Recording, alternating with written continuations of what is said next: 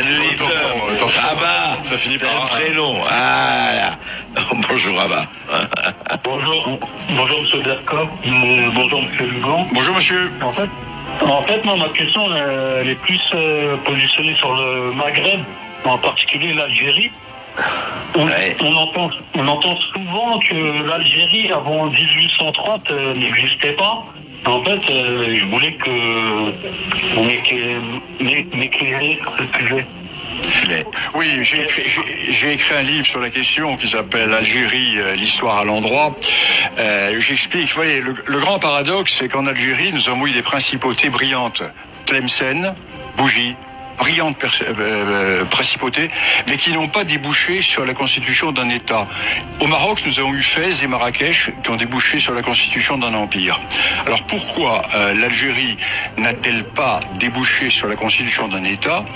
Tout simplement parce que l'Algérie a toujours été écartelée entre deux voisins puissants, l'empire marocain et la Tunisie également, qui est un vieil État qui existait plus à l'est.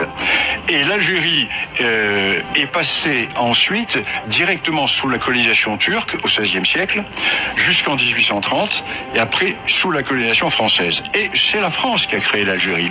La France a créé l'Algérie, d'abord lui a donné son nom, et a rassemblé les populations à l'intérieur de frontières tracées par la France aux dépens du Maroc. Car n'oublions pas que toute la partie ouest de l'Algérie est historiquement marocaine. La France a détaché toute la partie ouest de l'Algérie du Maroc, pour rattacher à la Colombéchar. Toutes ces oasis sont des oasis qui sont marocaines. Tindouf est une ville marocaine. Et la France a donc créé l'Algérie, a constitué l'Algérie. Et plus encore, la France veut lui donner le Sahara qu'elle n'a jamais possédé, pour une raison très simple, c'est qu'elle n'existait pas. Et De Gaulle va rattacher le Sahara à l'Algérie et va créer cette Algérie qui est un État qui naît véritablement au mois de juillet 1960.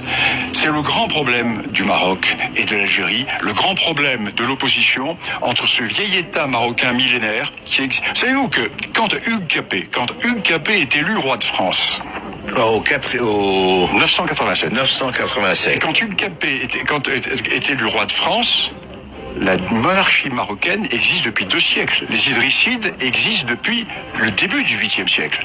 Donc, nous avons un vieil État, un vieil empire millénaire, et au milieu, vous avez une zone qui va être conquise tantôt par le Maroc, tantôt par ce qui va devenir la Tunisie.